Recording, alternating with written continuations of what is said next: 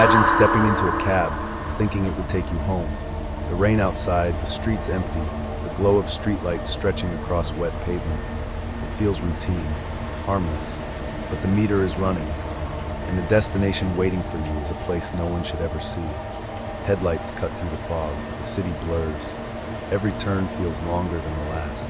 And when the cab finally stops, you realize the building in front of you isn't your home. It's something broken, abandoned, rotting with secrets that were never meant to be found. This isn't a campfire tale.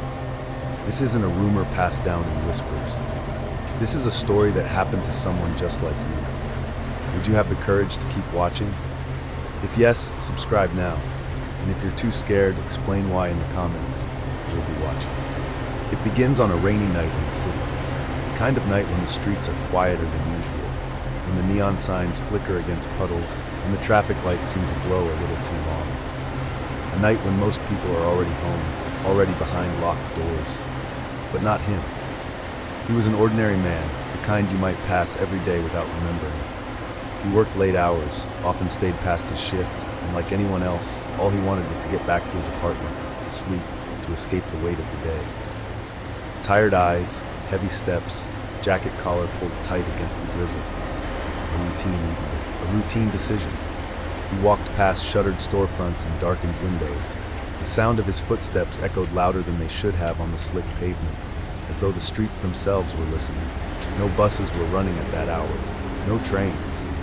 The city had thinned out to silence. And then, a cab appeared.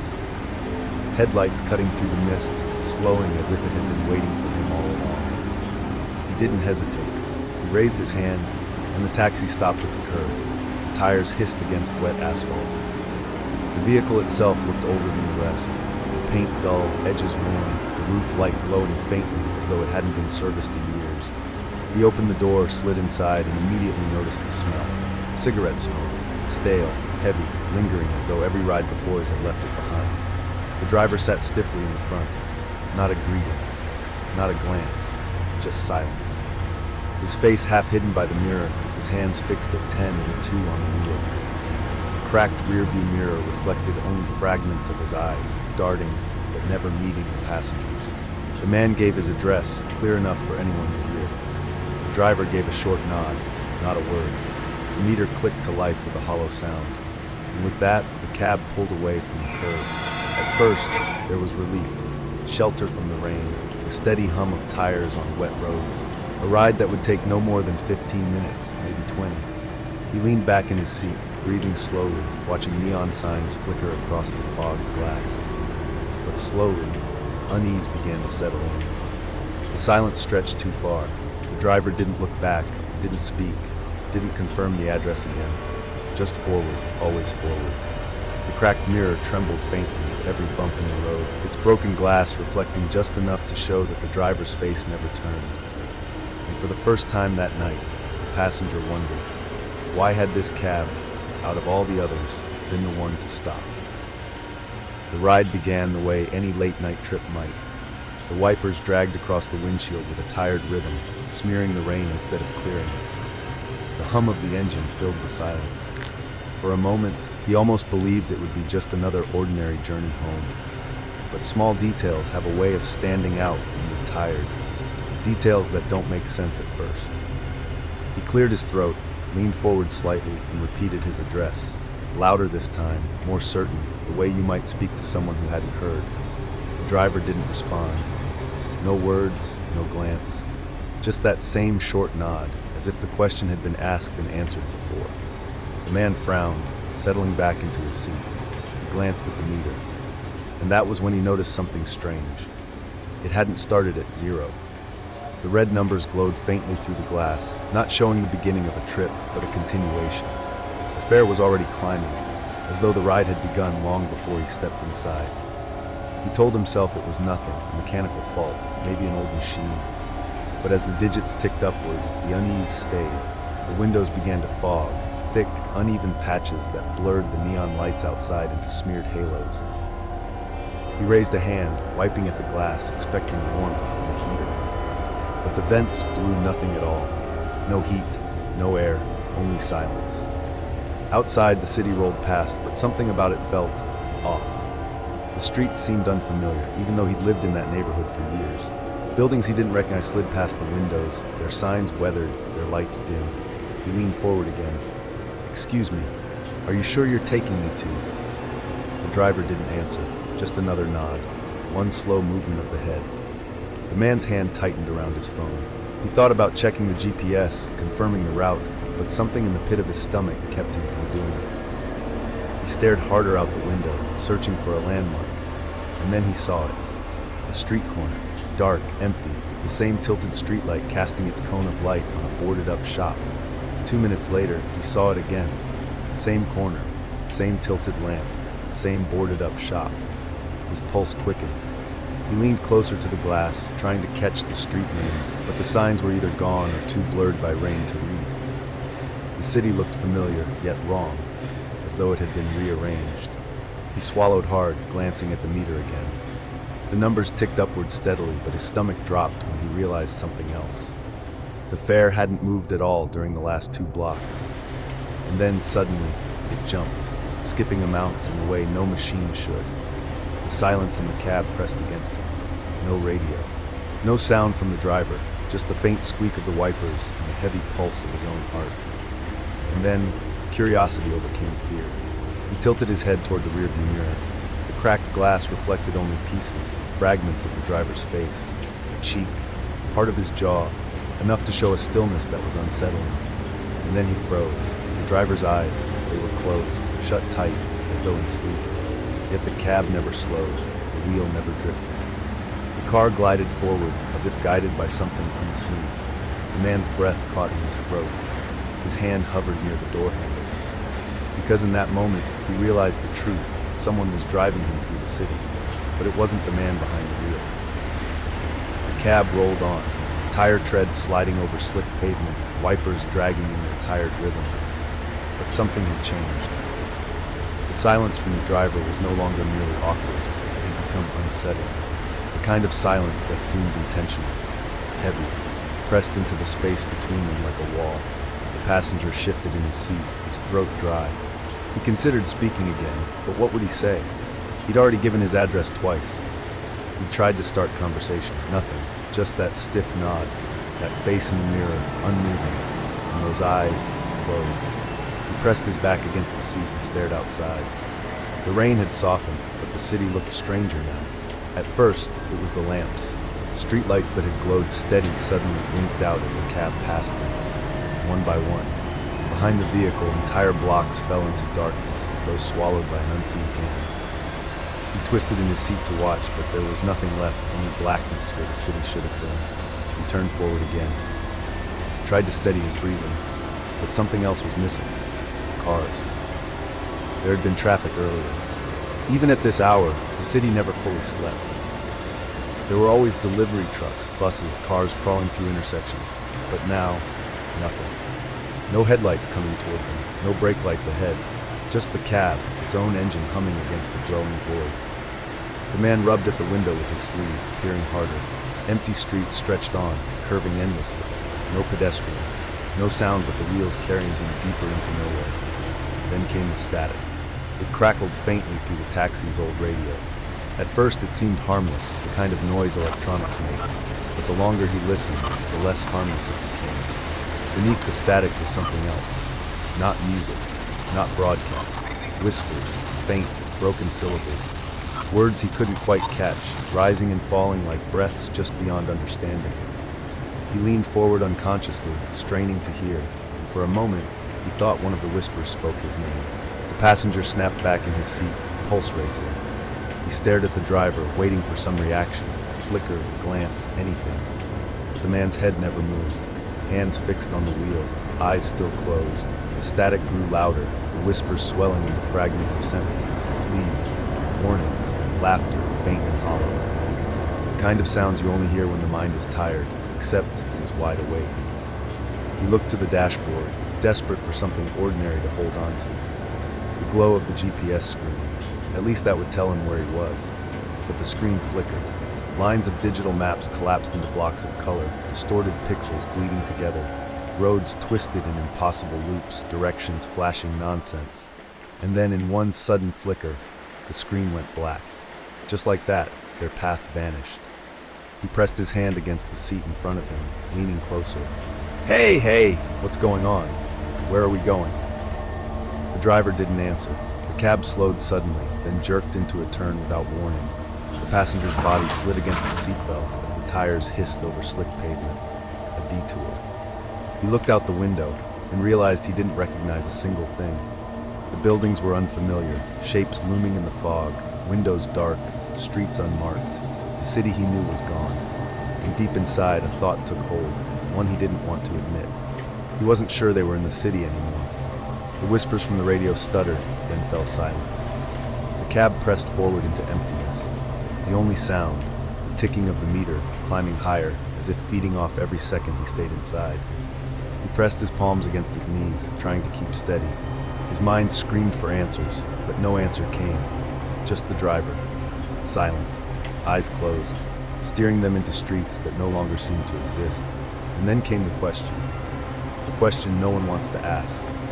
How much longer could he stay in that back seat before something happened to him? If you're brave enough to keep going, hit subscribe now. If not, write in the comments how long you would have lasted in that cab. We'll be reading. The ride did not stop. Block after block rolled past in silence, the same black asphalt glistening under a rain that had thinned to mist. But the longer he stared, the less sense it made. The streets weren't behaving. He leaned against the glass, squinting through the streaks of water. Each turn promised something new, another corner, another chance to recognize where he was. But every street stretched unnaturally. Intersections that should have lasted seconds seemed to unfold for minutes. A block that should have been lined with 5 or 6 buildings warped into 20, then 30, as though the city itself had been pulled like elastic. He turned his head sharply when he caught movement, a man walking on the sidewalk. For a moment, relief hit him. Finally, someone else was out here. But as the cab rolled closer, the figure moved wrong. His arms swung stiffly, his head jerked too fast from side to side, like a puppet pulled on invisible strings. The passenger sat upright, pressing closer to the glass, eyes narrowing. The figure's steps repeated, identical with each motion. Left, right, too precise, too mechanical. And when the cab passed, his stomach lurched, because the man's face hadn't moved at all. It was frozen. A wide, unblinking stare aimed straight ahead. The passenger whipped his head to the other side of the cab, desperate to see something normal. But there, too, a woman stood at the curb. Her body twitched in the same jerking rhythm, her head locked forward, her mouth parted as though waiting for words that never came. His chest tightened. He pulled back from the windows, staring straight ahead. The cab pressed forward. The meter ticked, but the numbers no longer made sense.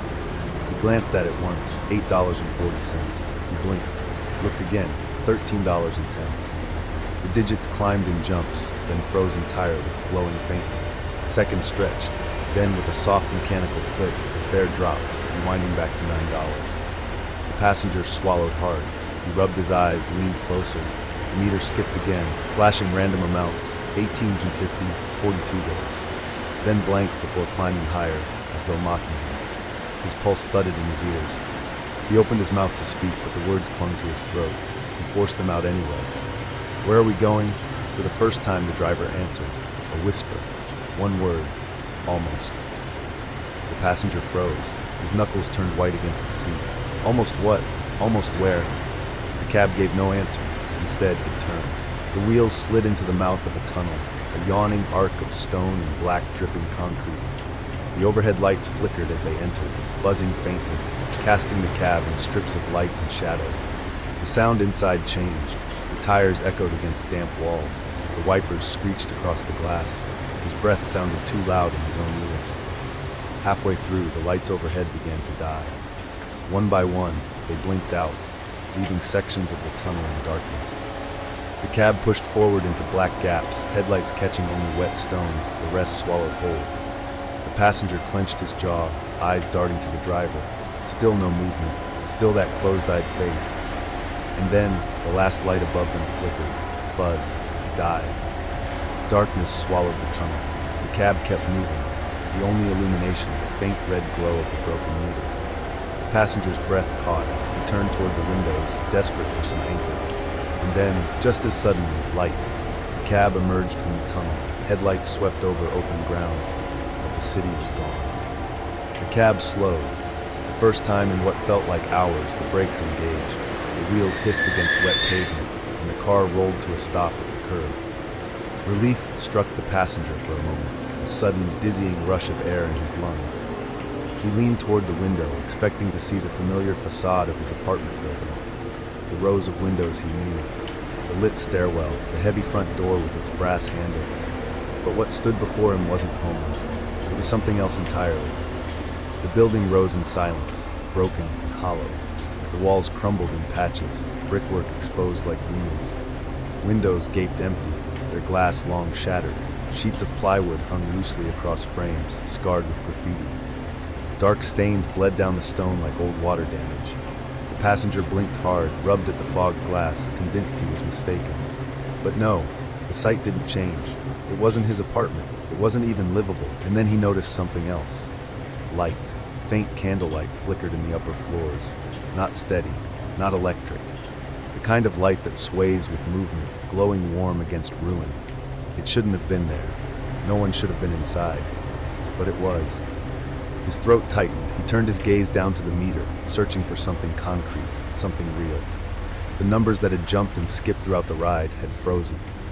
The red glow read 000. No fare, no record of a trip, as though the ride had never happened.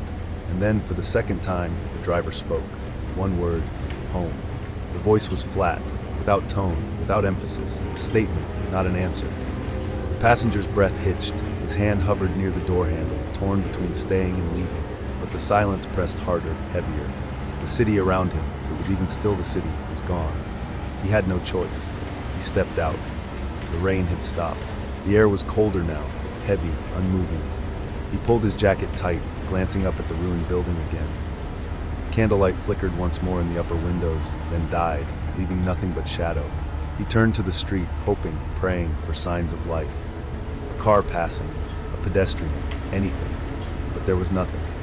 The street stretched out in both directions, empty, silent, every storefront dark, every window vacant. No sound of traffic, not even the faint hum of electricity. The world had gone still. Behind him, the cab engine idled softly. He turned back, half ready to climb inside again, to demand to be taken anywhere else. But before he could, the car shifted. The driver's head still tilted forward, never moved. The hands on the wheel never lifted. Yet the cab began to roll.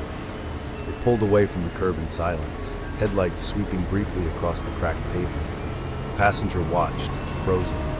The car accelerated, taillights fading in the mist. And then, without warning, the lights vanished. Not turned, not dimmed, vanished. The sound of the engine was gone, the glow of the lamps erased, as if the cab had never been there at all, and the man was left alone, standing before the building that claimed to be his home. He hesitated at the curb, staring up at the ruin. Every instinct screamed not to enter. And yet, what choice did he have? The cab was gone. The streets were empty. The city, if it was still the city, offered nothing else. So he stepped forward. The front door sagged on its hinges, one pane of glass missing entirely. As he reached for it, a sound carried faintly through the night.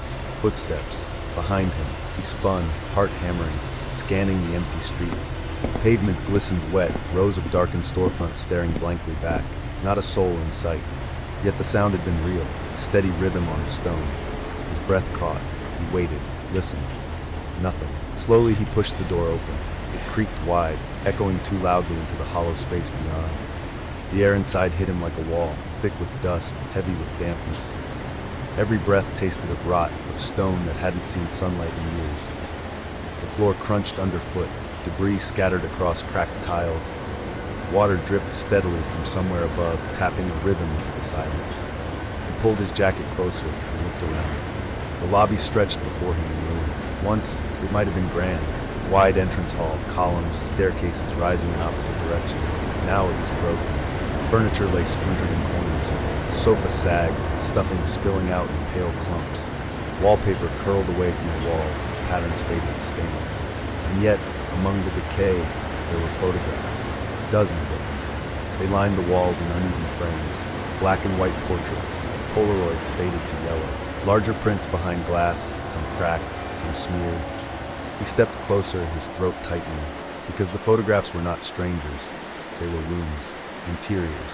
His eyes locked on one, a living room with a crooked bookshelf, the same one that leaned against the wall in his apartment.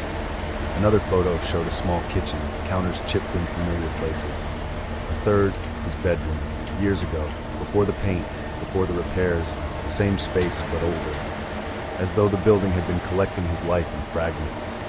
His hands trembled. He took a step back, heart thudding in his chest. That was when the whispers began, soft at first, a hush like wind caught in the rafters, then clearer, closer. His name, not once but several times, spoken in tones he recognized, voices of neighbors, co-workers, even his own mother, all warped, overlapping, as though spoken through walls thick with dust. He turned in circles, searching. His pulse pounded against his ears. Every shadow seemed to move, every doorway too dark. The whispers grew louder, insistent, wrapping around him until his own name no longer sounded like his. And then, a sound that froze him where he stood. A metallic ding. He whipped toward the corner of the lobby. An elevator. Its doors shuttered, then creaked open. Inside, the car waited. Rust crawling the walls, panels hanging loose, floors stained with years of neglect. No light glowed above it. No hum of machinery. No cables groaning overhead. The building was dark, lifeless, yet the elevator had opened on its own. The passenger stood frozen at the threshold of choice.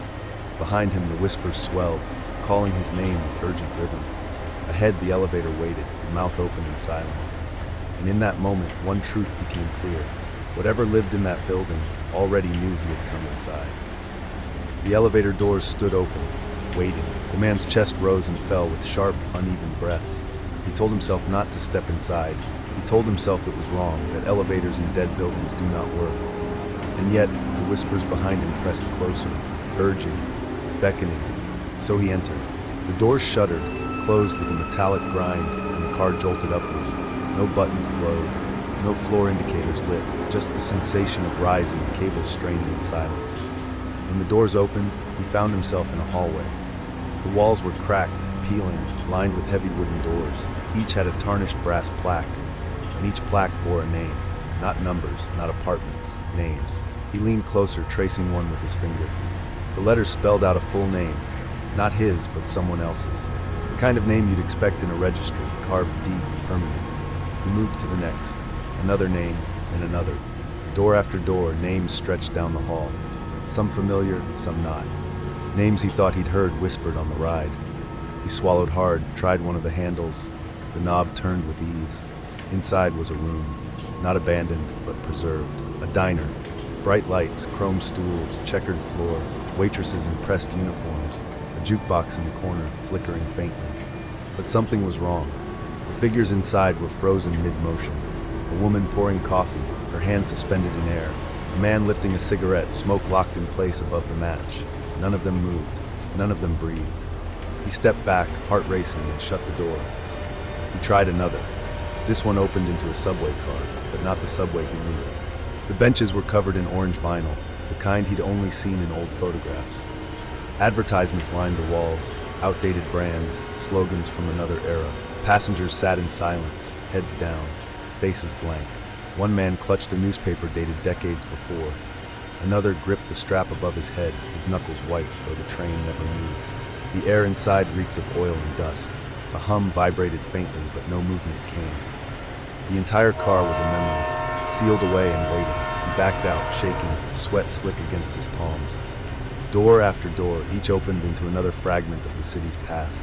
A shop front frozen in the 1940s, a movie theater marquee lit for a film long forgotten, a street corner filled with mannequins where people should have stood. Every floor was a museum of time, every room a tomb. And then, the final hallway. The air grew colder here, pressing against his skin. The lights overhead buzzed weakly, sputtering in and out, throwing long shadows against the walls. He moved slowly, eyes darting to each plaque. The names continued, dozens carved in the same steady hand, until he reached the last door, and stopped. Because this one was different. The brass plaque didn't carry someone else's name. It carried his first name, his last, carved into the metal with precision. waiting. His knees weakened, his stomach churned.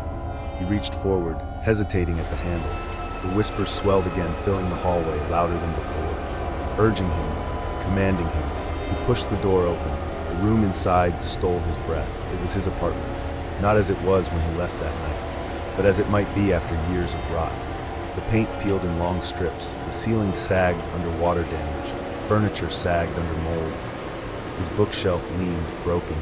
His bed was collapsed, mattress torn open, springs jutting through fabric. The kitchen counters were chipped, coated in grime. Everything was there, but ruined. And then beneath the silence came a sound, soft, mechanical, familiar. He froze, ears strained. It was the sound of clicking, a steady, deliberate rhythm. He turned slowly. On the table in the center of the room, glowing faintly in red, sat the taxi meter, clicking upward with every second he stood there. He stared at the table. The taxi meter glowed faintly red, casting a dim pulse of light across the ruined room. Its display no longer showed numbers in sequence. Instead, it clicked upward with every breath he took. Each breath cost him something. Each second was being tallied, recorded. His chest tightened. He stepped back, nearly tripping over a broken chair. His eyes darted around the apartment, desperate for escape, and that was when he saw him. In the far corner of the room, half shrouded in shadow, sat the driver.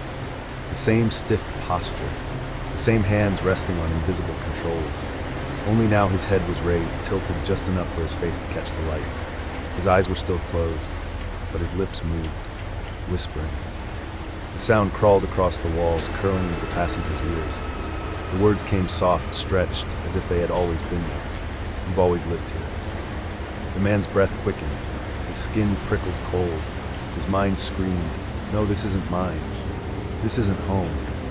But the words stuck like tar, clinging to the air, repeating with every flicker of the needle. "You've always lived here." He lunged for the door, fumbling with the handle, wrenching it open. The hallway stretched before him, longer now, impossibly long, fading into a vanishing point that no human eye could follow. He ran. His footsteps slammed against the floorboards, echoing against the endless corridor. Door after door rushed past, names blurring into nonsense. He didn't dare look back.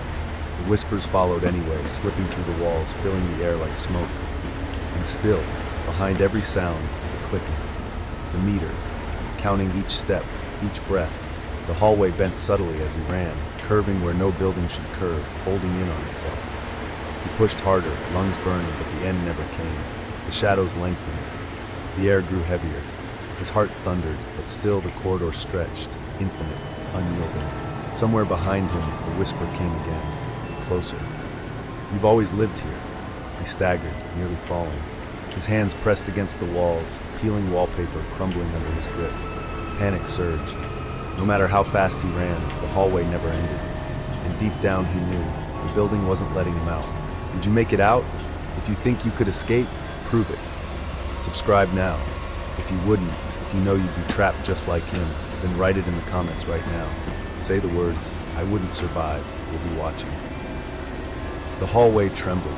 Lights overhead flickered, sputtering with violent bursts.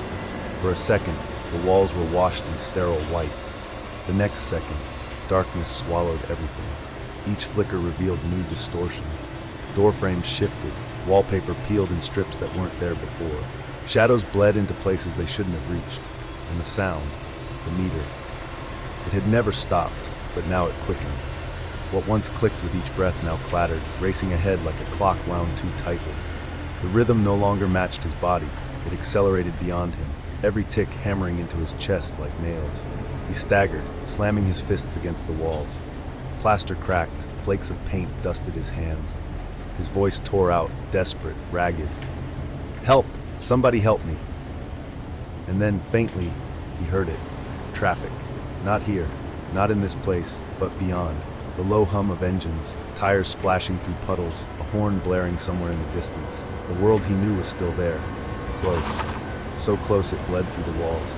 He pressed his ear against the surface, listening, pounding harder, convinced if he broke through he would step back into the city he lost. But the walls did not give. Behind him, the meter screamed louder. The digits jumped wildly, climbing faster than he could read, glowing hot red against the rotten floorboards. The clicking became a roar, filling every inch of the corridor until it was impossible to think, impossible to breathe. He spun and froze because the hallway was gone. He stood once more in his ruined apartment. But he wasn't alone. The sound of an engine purred faintly. Headlights bled through the broken blinds, sweeping lazily across the walls. The odor of cigarette smoke curled into the air again, heavy, stale, undeniable. And in the middle of the living room, parked neatly where his table once stood, was the cab. Its paint dull, its windows fogged, but the roof light glowed faintly, waiting. Inside, behind the wheel, sat the driver, head tilted, eyes closed, hands fixed.